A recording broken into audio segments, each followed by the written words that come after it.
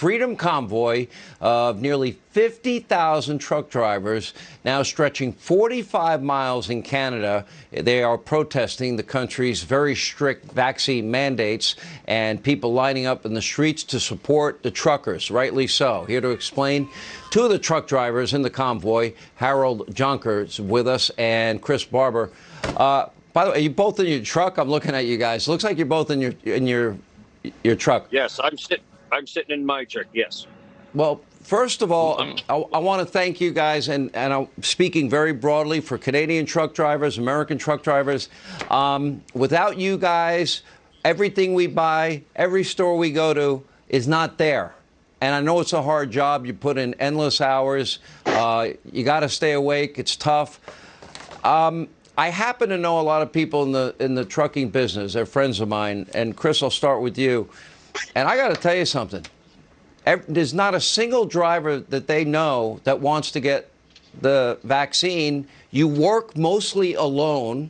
You know, you can wear a mask around other people. But even if you're fully vaccinated, you're still getting COVID. Even if you're boosted, you're still getting COVID. Even if you already had COVID, you can still get it again. So what's the point?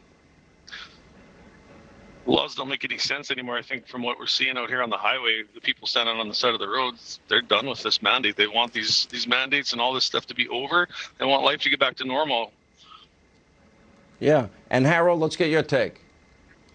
Yeah, basically what I think the public's starting to realize is, yeah, this is false. This is not a narrative that's going to be good for anything. And it's going to affect Canadians and Americans. Like, 20% of truck drivers not crossing the border. That's 250 million pounds per day. That isn't going back and forth in between our two countries. So this is, and it's not even about just the truck drivers. We have nurses off working. We have police that are actually in our convoy with us. This is about the freedoms for not just Canada, but for the world.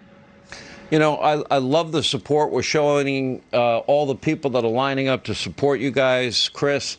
And, you know, listen, you get paid by the job. You get paid by the mile. So you're giving up a lot financially to make this statement, as are the 50,000 truckers that are aligned with you. How long are you willing to go with this? Well, we've booked hotel rooms for 10 nights when we get to Ottawa tomorrow. I guess we'll reevaluate after that. We're not planning on leaving until the mandates are lifted for cross-border, for masks, for the COVID vaccine passport, no matter what it is. Canadians are tired of it. You know, and Harold, have you heard from any of your American counterparts? Because I'll tell you right now, 2 weeks, no trucks, no deliveries.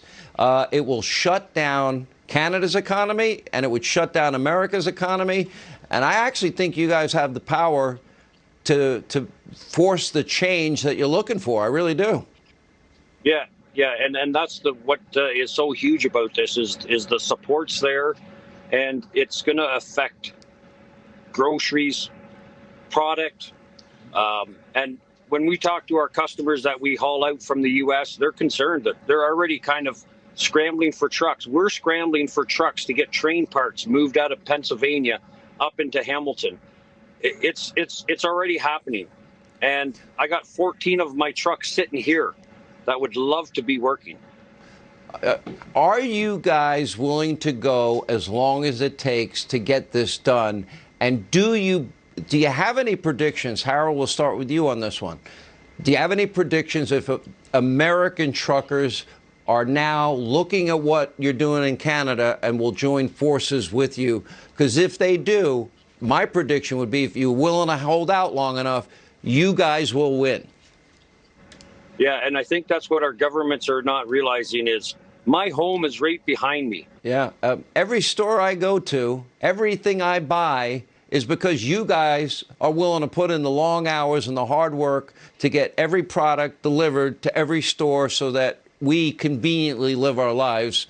And I don't think you get enough credit or thanks for it, and I want to thank you both.